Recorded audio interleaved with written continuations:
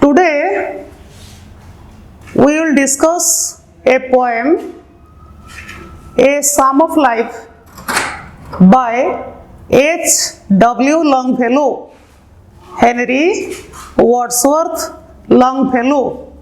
Let's come to the title of the poem, Psalm of Life.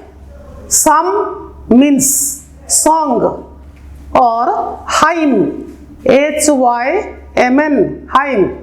You may call in Udiya, if you analyze this title, Psalm of Life, Song of Life, in Udiya you may say Jibana Sangita, Jibana Sangita. So the poet Longfellow wants to say how to improve our life, how to spend our life in the service of our fellow men, service of all the human beings, because man lives in deeds, not in years. Man lives in deeds, D-E-E-D-S, deeds, not in years, Y-E-A-R-S, years.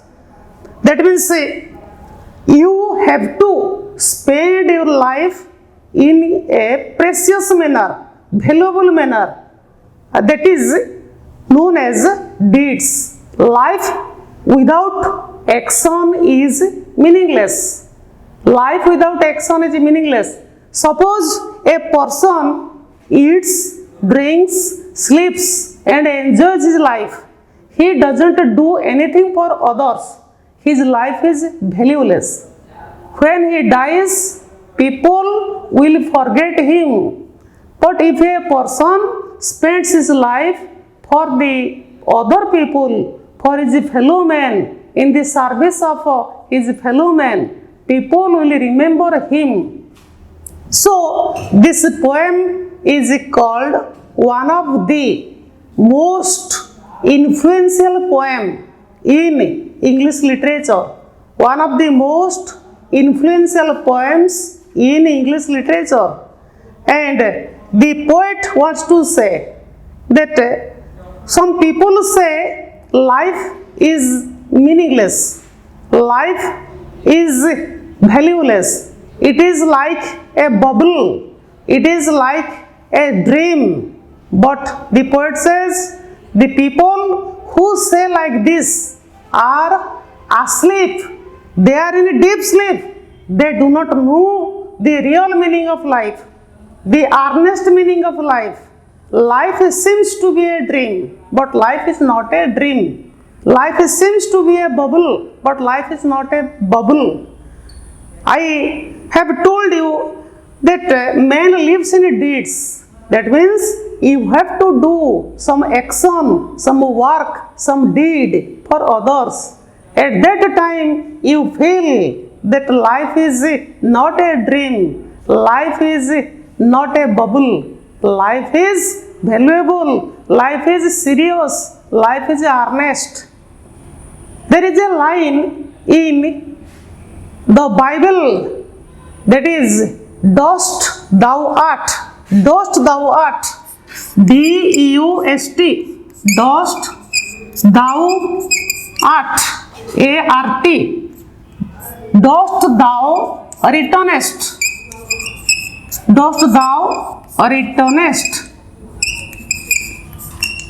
There is a line in the Bible, dust thou art, dust thou returnest, dust, dhuli, udiyare amra koi pare dhuli, dust thou, you art, are, you are dust, dust thou returnest, you will return to dust. That means man will die, man is immortal, body perishes, human body perishes, man perishes, and the soul remains forever. Soul is immortal, soul doesn't die, though body dies. So the poet says that when man dies, the body becomes dust. You may recall a line in the Gita the famous Hindu religious book, the Gita. Nainang chindanti sustrani, nainang dahati pavako, no chainang kledam tyapo, no susoiti maruto.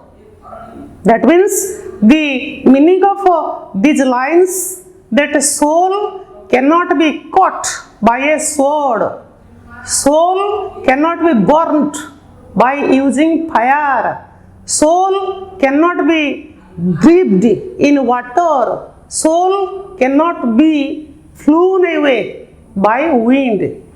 The philosophy, the same philosophy is there in the Bible. Dust thou art, to dust thou returnest. That means body becomes dust. Grave is not the goal of life. Grave is not the goal of life. Grave, Grave, Grave. Grave means, you may call in Udiya Samadhi, that is death. Death is not the goal of life. You can take the example of all the human beings. Take the example of Mother Teresa. Take the example of Abdul Kalam. Take the example of Dharma. In our Odisha, take the example of Dharma, Bajiraut. Bajiraut and Dharma, as we have read in books in the history of Odisha, that they sacrificed themselves for the nation, for the people, for their fellow men at the age of 12. And we remember them for their deed, for their action. Take the example of Mother Teresa, Abdul Kalam, Radhakrishnan, any great man. We remember them for their work, that is known as a deed, or you may say action.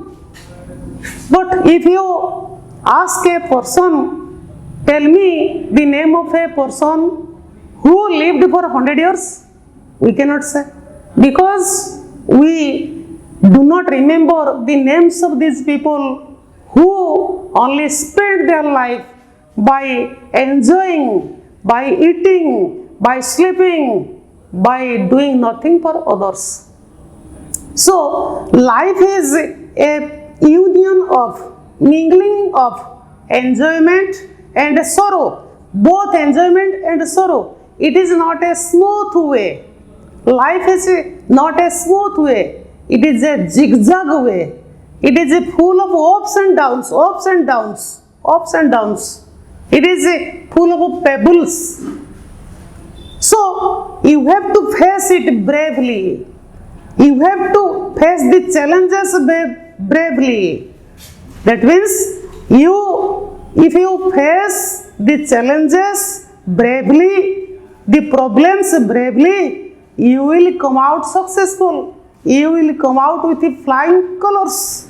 So, the poet says that do not break down, do not give up, try to achieve your goal. You have to keep pace with your destiny, with your surrounding, with the society where you live. If you say, I have nothing to do, why should I do something for others? That is a valueless life. So there is a line in the poem, A Psalm of Life. There is a line, not enjoyment, not sorrow. Not enjoyment, not sorrow is the goal of life. You have to do something for others. And if you try your best, if you try, then you can change your attitude. You can change your mentality. That means you cannot change your life. You cannot change your life in a day or two. It is impossible. You cannot change it. You have to try to do better each day. Each day you try your best. So the poet says, each tomorrow is further than today, better than today. So you have to trust in God. You cannot expect your result in a day or two. You have to believe in the work, because Life without work is meaningless. If you want to get the result at the instant, at the very moment, it is impossible. You have to work hard. Karmanyavadhikaraste ma phalesu kadachana. There is a famous line in the Gita.